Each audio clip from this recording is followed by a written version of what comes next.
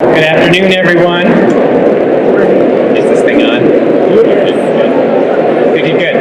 Well, I want to start today's session by testing your IQ. And it's your IQ of saying, do you recognize these really important nutrition influencers who are the top of their fields when it comes to medicine and nutrition? We're going to start with this quiz and see if you recognize any of them, if you can see the screen. The first is Dr. Beyonce. How many people have heard of Dr. Beyonce? And her extraordinary diet program where you can lose tons of weight in 22 days, provided that you give up dairy, meat, fish, carbs, sugar, alcohol, and fun. And she not only tried this diet herself to get in shape for Coachella, but she now has it on her website as a program that people can buy into with meal plans. Here's the next one, Dr. Selma Hayek. Does anyone know this doctor? She's an expert too. And Selma doesn't like dieting, but she loves juice cleanses. And she loves juice cleanses so much that she's opened her own company to develop a whole series of juice cleanses that people can purchase. It's called Cooler Cleanse.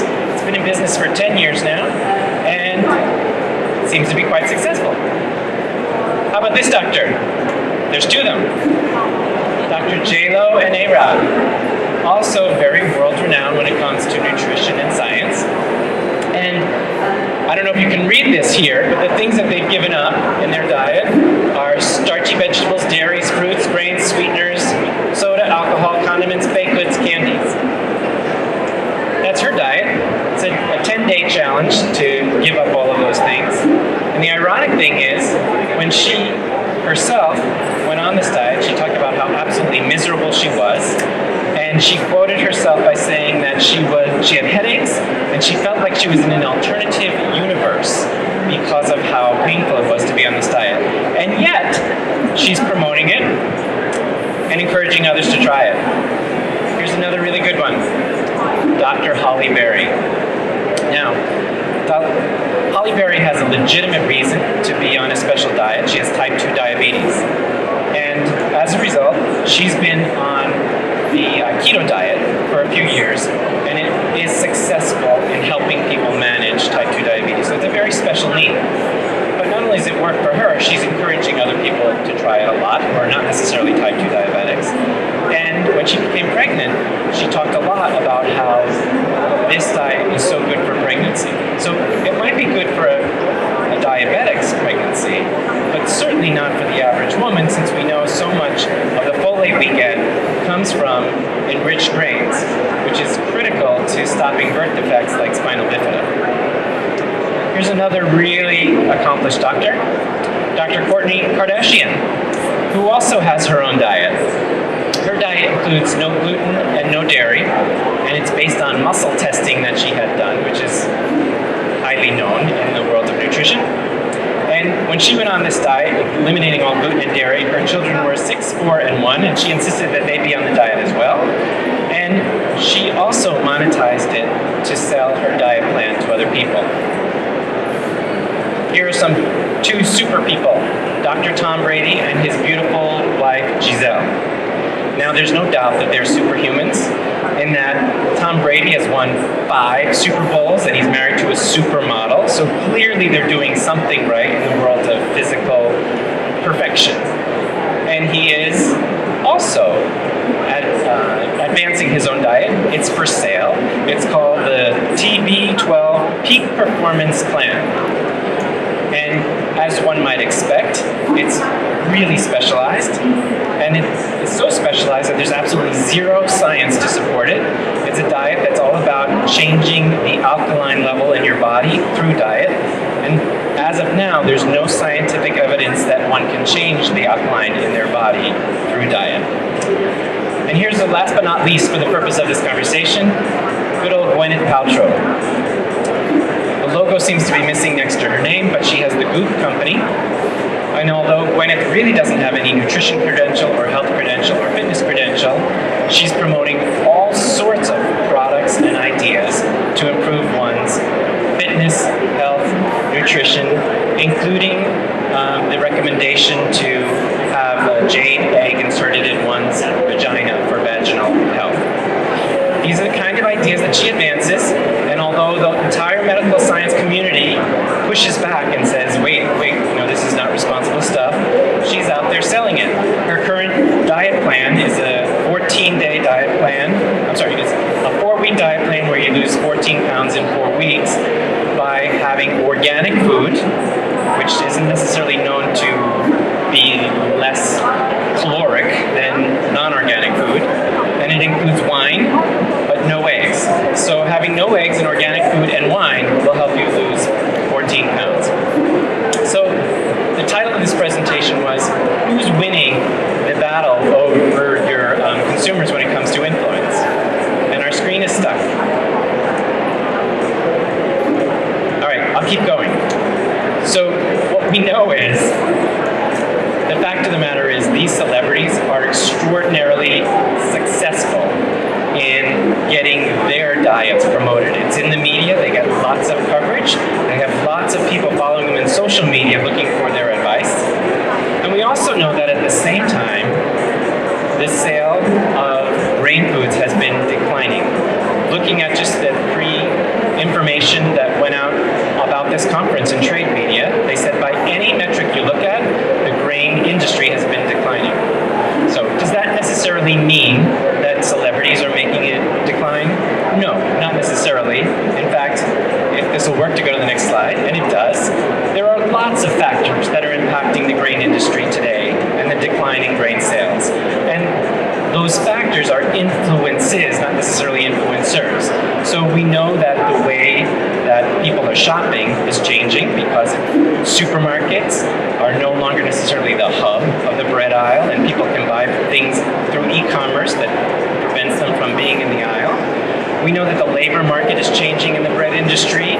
We know that our customers are changing, that we have a whole new generation, literally Gen Z, and their impressions of bread and grain products are different as well.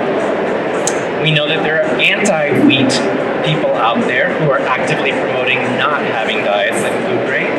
And we know that policy and labeling laws are changing, so things will look different on the label even if they were the same way that bread and other grain products were always made before.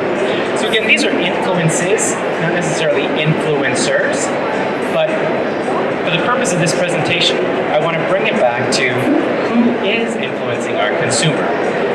Now, when we're talking about all those celebrities, if you haven't read this book, I highly recommend you do. The title is a funny one. It's Is Gwyneth Paltrow Wrong About Everything? And it's not just a book about Gwyneth Paltrow, but it's written by a guy named Dr. Timothy Caulfield, and he's a real doctor. He's not a celebrity doctor. He has a PhD, and he's the chair of health and law at the School of Public Health at the University of Alberta.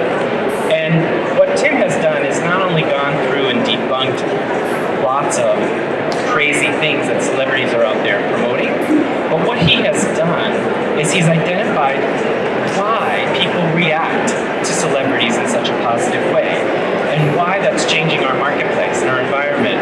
And it's all based on how pop culture is really steeped in celebrity influence, and how even when advice is crazy and far from reality, people are connecting with celebrities, and we have a collective fantasy that we might be like them if we do things that they're doing. So can we blame the celebrities? And the fact of the matter is, we can't put the blame of the way culture works on the beautiful shoulders of these wonderful celebrities.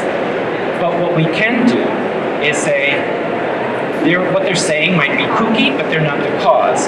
So what creates that environment, and how can we impact it? So here's where we get a little more serious. There are lots of studies on how consumers react to things, how consumers choose to buy things, and those studies have been going on for years. But for the purposes of today's presentation, I looked at 4 recent studies in the past 2 years that really dug into how consumers are making their decisions. And all this work cites that as much as we know, the more we realize what we don't know. So it really is a topic that we need to continue to study and to look into to understand these things. But there are 4 major factors impact or influence how consumers make purchase decisions.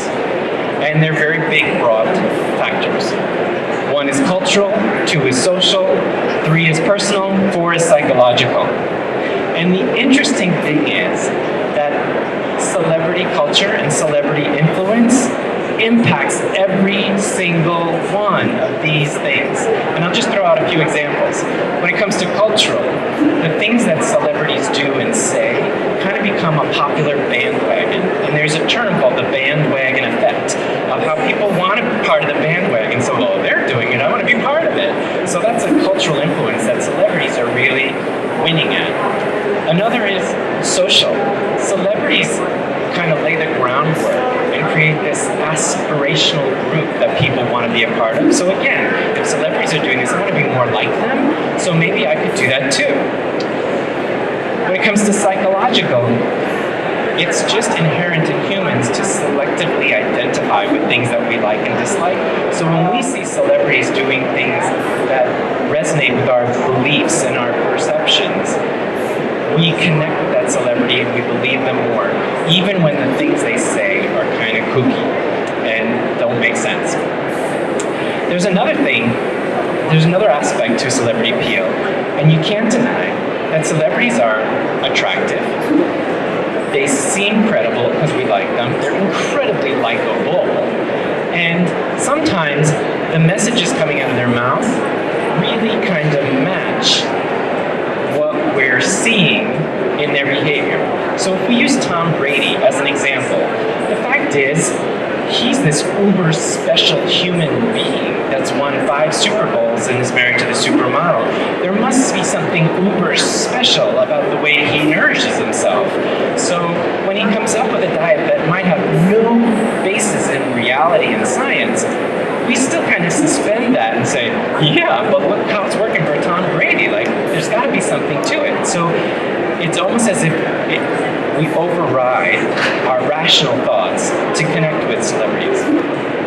The other thing is, there's this really weird phenomenon called this parasocial interaction, where we have a one-way relationship with celebrities. And even though they never really talk to us and they don't know who we are, we feel this emotional connection to them. And when they do things we like, we're just so happy. When something bad happens to them, we're so sad. And it's similar to real live human interaction, even though we don't have real live human interactions with them. And lastly, when it comes to celebrity appeal, there's 2 other major things that happen. One is they have really relevant traits. Most celebrities who influence us. Charisma is one of those traits. Their ability to have vision and power and dominance over all sorts of things. And their social intelligence, or another way to say their ability to connect with people emotionally.